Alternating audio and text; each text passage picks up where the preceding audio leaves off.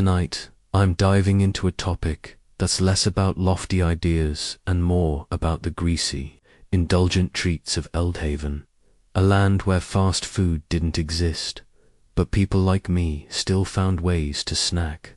Some of these bites were delicious, others downright strange, but all were unmistakably tied to the rugged charm of Eldhaven's past. Before I start, I'd love for you to share where you're reading from and what time it is. Connecting with you across the world feels like sharing a meal by the hearth. Now, let's dim the lights, imagine the hum of a distant wind, and step into my journey through Eldhaven's street foods in Eldhaven. Apple fritters were my go-to treat, like a donut from a dream, hot and sweet but with a hint of danger. I'd grab one from a stall in the bustling market of Thornwick, where the apples weren't the polished kind you'd find today, but small, tart ones plucked from behind the local tavern, maybe even borrowed from a neighbor's tree. I'd watch vendors mix them into a batter of flour, eggs, and ale water was too risky in those days. The fritters were fried in pig fat, reused until it was practically a citizen of Thornwick itself, giving them a crispy edge and a soft, warm center. If I was lucky, a drizzle of honey or a rare dusting of imported sugar made them a fleeting escape from a diet heavy on cabbage.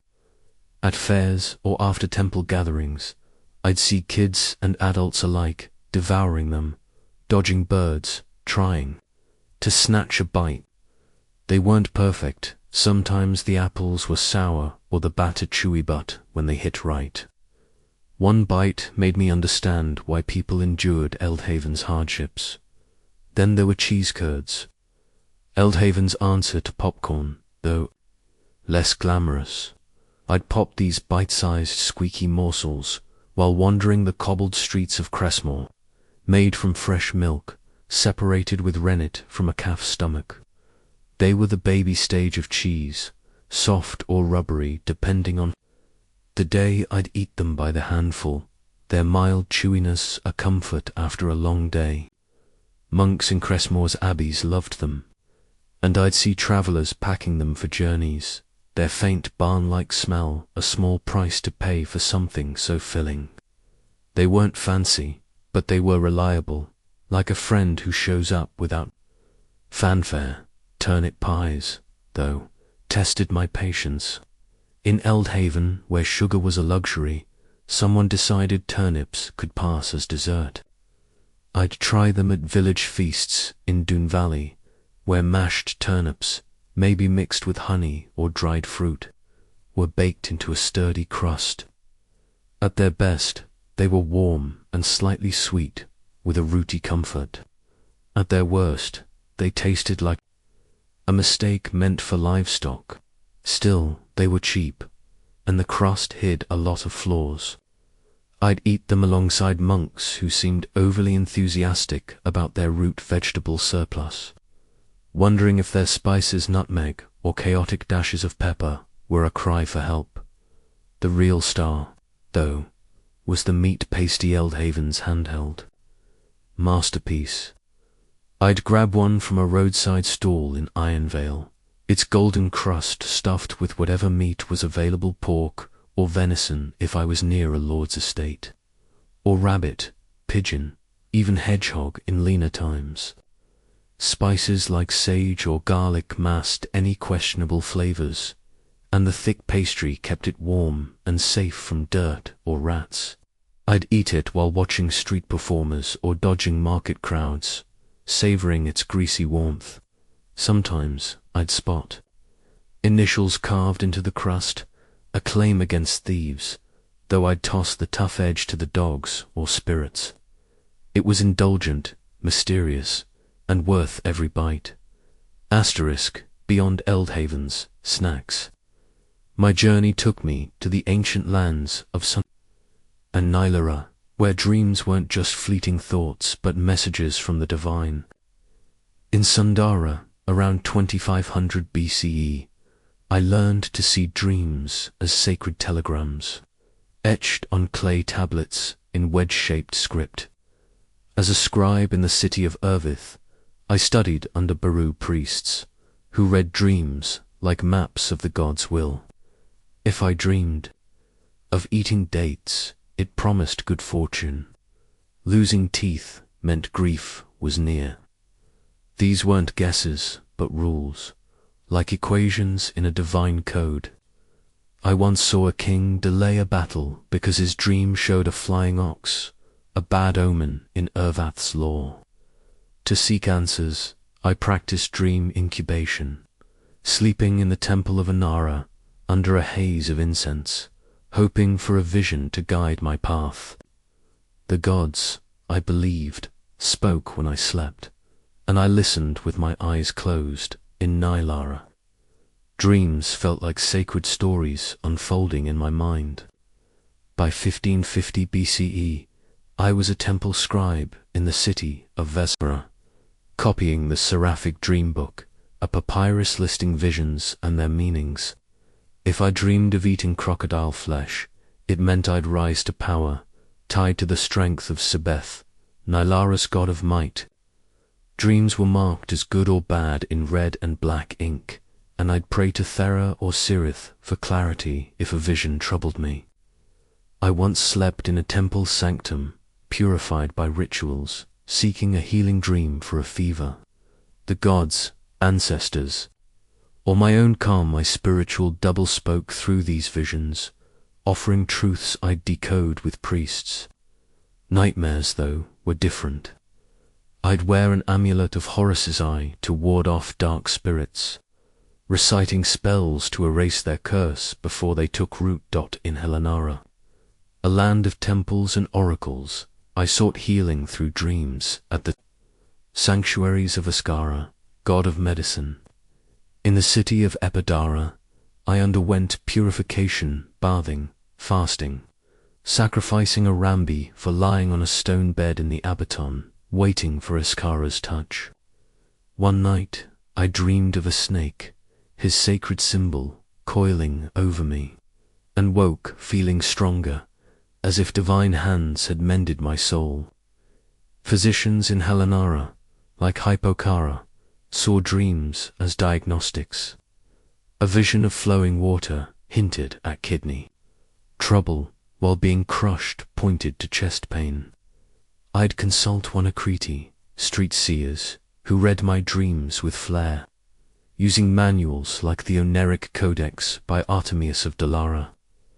Their words turned my sleep into a bridge between mortal and divine. Prophetic dreams, though, carried the most weight.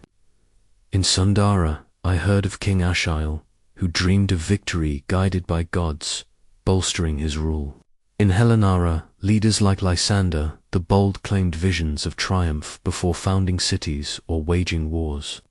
I once dreamed of sheaves bowing, to me a sign of future power, much like Josara, a Nylaran advisor who foresaw abundance and famine through dreams of fat and thin gazelles. These visions weren't just personal, they shaped kingdoms, guiding rulers like me to claim divine favor or warn of betrayal. In every land, my dreams were more than sleep. They were tools of fate, whispered by gods or ancestors, guiding my steps through a world alive with meaning. Asterisk, asterisk.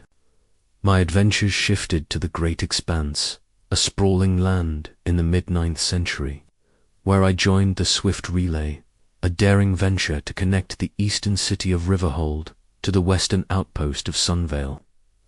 As a young rider, barely 16 and under 125 pounds, I was recruited for my speed and nerve, answering a call for wiry youths willing to risk death daily. The expanse was vast, its eastern cities humming with progress, while the west remained wild, disconnected by weak mail routes. I saw the Swift Relay as a way to bridge this gap, carrying letters across 2,000 miles of plains, mountains, and deserts in just 10 days of feet that felt like defying time itself. I worked for 3 visionaries, Ilias Hart, Jonah Stern, and Caleb Vane, who ran a freight company in Riphold, Elias, a charismatic dreamer, saw the relay as his redemption after financial missteps. Jonah, a meticulous planner, built a network of 190 stations every 10 to 15 miles, with larger rest stops every 75 to 100. Caleb kept the funds flowing, though the venture burned through coin like wildfire. I rode alongside 80 others, galloping, on sturdy Mustangs in the west and swift thoroughbreds in the east, swapping horses mid-stride to keep the leather satchel, Each station, from sod huts to fortified shacks, was a lifeline stocked with water, feed, and armed keepers to fend off bandits or wild beasts. On April 3rd, 860, I stood in Riverhold's bustling square, the first rider to launch the relay. With a crowd cheering and cannons booming, I slung the Voxeler over my saddle and raced west, the weight of letters and dreams pushing me forward. The terrain was brutal snow in the Sky Spire Mountains, heat in the Dustfield Desert, and rivers that could swallow a horse whole. Bandits eyed the Voxeler's gold dust, and during the Red Hawk uprising, I dodged arrows, once riding 190 miles wounded, like my comrade Swift Jace, to deliver the mail. Alone in the dark, with only my horse and revolver, I outran wolves and storms, driven by the thrill and a paycheck that made me feel rich. $100 a month, a fortune for a teenager. The relay's impact was immediate. I carried news that shrank the expanse, linking Sunvale to Riverhold, in days, not weeks. Families felt closer, merchants grew bolder, and the council in the east felt the west's pulse, vital as civil tensions loomed. My routes laid paths for future roads and wires, and tales of riders like me, or Wild Tom Vane, who later spun stories of our rides, became legends. But the relay was a gamble, costly and fleeting. When the transcontinental signal wires hummed to life on October 24th, 861, I rode my last run. The wires outpaced my horse, but I felt no bitterness. I'd helped prove the expanse could be tamed, one gallop at a time, leaving hoofprints in the dust of history. Back in Sundara, I learned to brew beer, a sacred craft that wasn't just a drink but a cornerstone of life. As a young brewer in Ervith, I worshipped Solara, goddess of fermentation, chanting her Hima recipe in verse while crumbling barley bread called sapia into jars of water. Mixed with honey or dates, it fermented into a thick, cloudy brew, low in alcohol but rich in nourishment. Water was risky, but beer was safe, a daily ration for laborers like me, paid in liters to fuel temple work. We drank through red straws, sharing pots in communal bonds, honoring Solara with every sip. This wasn't just sustenance, civilization in a jar, tying me to rituals, trade, and survival. In Lara, I brewed on a grand scale in Thesaurus temple vats, overseen by priestesses of Osirith, god of growth. I mixed emmer wheat with dates, fermenting a thick, spoonable beer for workers building the great spires. Tombs were stocked with jars for the afterlife, and I saw murals of women like me brewing for eternity. Beer was currency taxed, traded, and offered to gods like Hathira, who danced in festivals where we drank red-dyed brews to honor Sikara's myth, calming her wrath.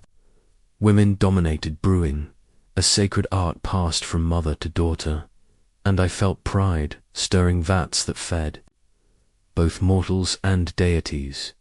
Beer's role grew beyond the hearth. In Sundara, I saw it bartered for wool or pottery, recorded on tablets as wages for scribes and soldiers. In Nylara, breweries tied to granaries fueled armies and temples, with my brews shipped to distant Lavara in sealed jars. Beer reflected. Status my course.